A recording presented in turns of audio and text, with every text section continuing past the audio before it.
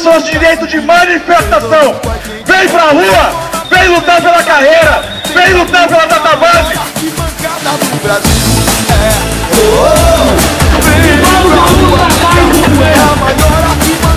E é pra dar esse grito, é pra deixar claro que nós não aceitamos mais corte de ponto em greve, que nós não aceitamos mais arrojo salarial, que nós queremos database e plano de carreira, que a gente está aqui hoje.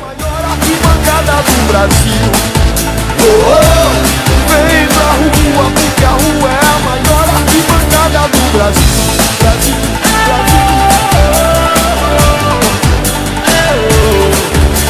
Não nos iludamos, se não houver alguma coisa antes da Copa, eu não preciso fazer um exercício de imaginação para saber o que vai ser os próximos 4 anos.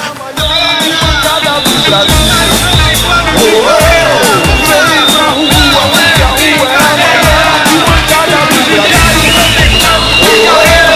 Vem pra rua, porque a rua É uma luta difícil, é verdade, e pode existir luta sem vitória, mas a única certeza que nós temos é que não existe vitória sem luta, e nós estamos aqui juntos para dizer que nós vamos lutar. Vem, vamos com a gente, vem torcer bola pra frente, sai de casa, vem pra rua, pra maior arquibancada do Brasil. Vem pra luta, greve geral, já. Vem pra greve, vem. Vem pra luta! Vem pra luta!